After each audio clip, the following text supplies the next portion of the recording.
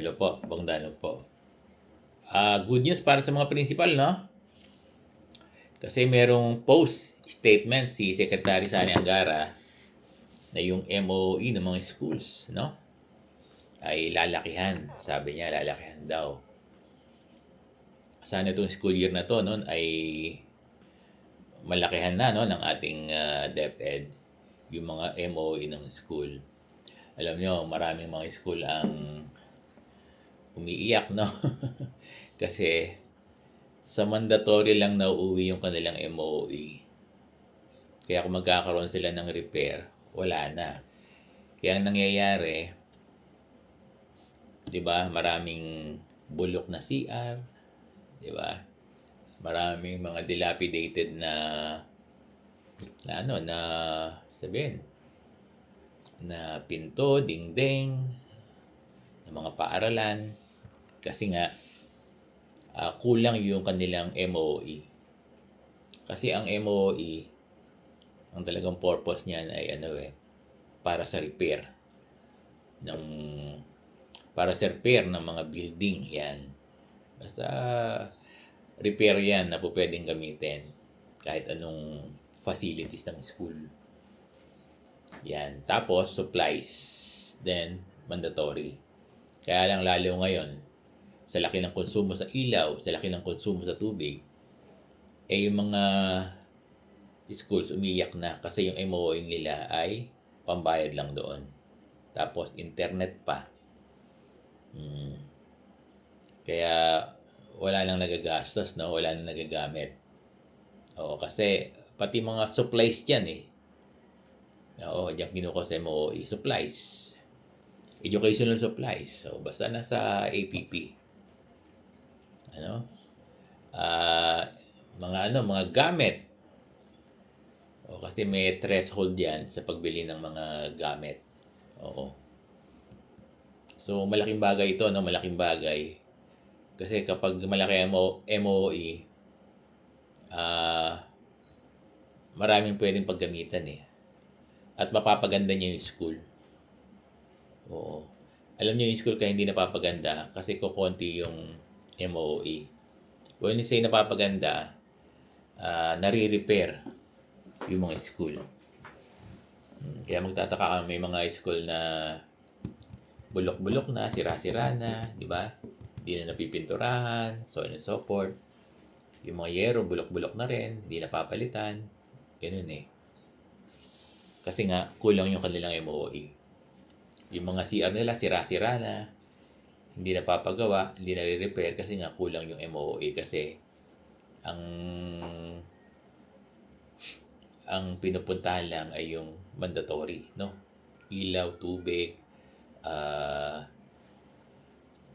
internet, yan. Tapos, mga supplies. Kasi sa repair, nangangailangan talaga ng malaking pera. Kaya yung mga school, minsan, pag malit ang budget nila, isang repair lang in a year na nagagawa nila. Iniipon pa nila. Ganun na nangyayari. Kaya maganda na dagdagan sana ng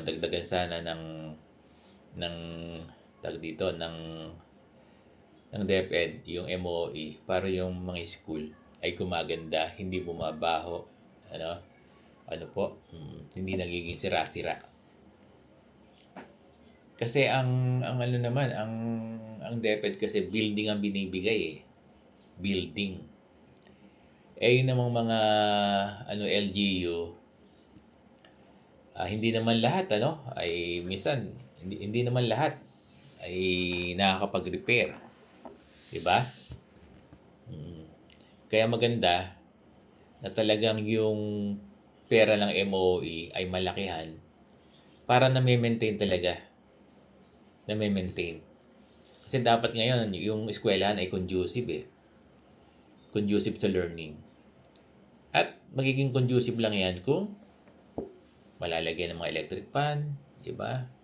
Marirepaint, maayos yung mga pinto, di ba? Yung mga CR, mapapaganda, marirepair, mapapalitan ng mga sira-sira ng tiles na nakakatisod na. yung mga dinadaanan ng bata, mga patwalk na dinadaanan ng bata, maaayos para hindi sila nadadapa. Ayan eh.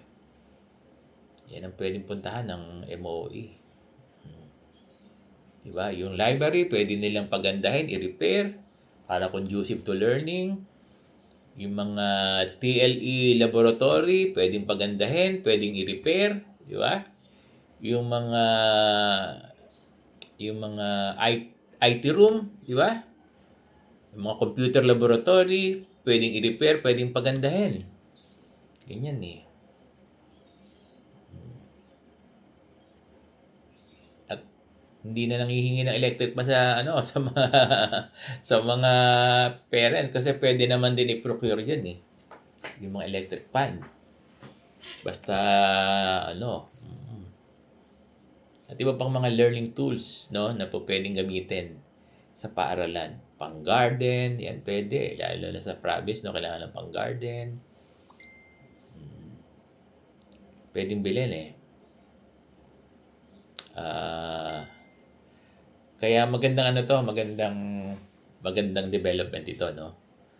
Magandang news ito para sa mga principals. Alam niyo po, Mr. Secretary, kailangan po yan. Kasi kung ang hanap natin ay isang conducive na paaralan, lakihan yung MOE. At kapag conducive ang paaralan, mamomotivate yung mga bata mag-aral. At kapag na-motivate yung mga bata mag-aaral, nagiging proactive, nagiging active, andyan na, papasok na, may enhance na, no? Di ba? Well-motivated sila, dyan na. Papasok yung learning. Kasi well-motivated sila, pumapasok sila sa magandang school eh. Di po ba? So, napakaganda pong developments yan. Lalo ngayon, magpapasukan. Sana, sana po magpapasukan. Kasi binabawal na rin yung sa brigada. Ayaw na rin. Dati, pwede yung cash eh. Na dinodonate ng mga parent na ibibili ng mga materials. Ngayon sa brigada, bawal na yung cash din eh. Kung ganyan, dapat po talaga kasi sa brigada lang sana umaasa yung mga school. Tinitake advantage para doon sa mga sa pagkukumpuni ng ng mga yung mga sirang bagay ng facilities ng paaralan. Maganda pong developments yan sana, Mr. Secretary, sana pagpasok ng school year sa June ay lumaki yung budget para maihabol po sa mga repair ng paaralan magamit. Pagpintura, kasama yan. Di ba? Pwede din dyan yung pag-repair ng mga bangko eh. Basta nasa APP. Para yung mga bangko hindi na tinatambak eh. So yung mga school, dahil walang pang-repair, tinatambak eh. Pero kung merong pera na pang-repair ng mga bangko, mga table, kung may budget, di ba? Malaking bagay, malaking tulong talaga. So, kung may activity area, yung mga bata, di ba? Para ma-repair din yung mga kasi ang problema po talaga, yung perang pang-repair ng mga facilities natin. Kaya kung mabibigyan ng additional MOE na sana malaki, ay malaki talaga ang may tutulong para sa conduciveness ng paaralan. At ito ay requisite to eh. Requisite ito ng learning, no? Maraming salamat po, Mr. Secretary, sa inyong plano para dagdagan yung MOE ng mga school. Sana po ang hiling ng mga principal, sana po this June, sana po this June ay magkaroon talaga ng paglaki yung mga MOE. Maraming salamat po.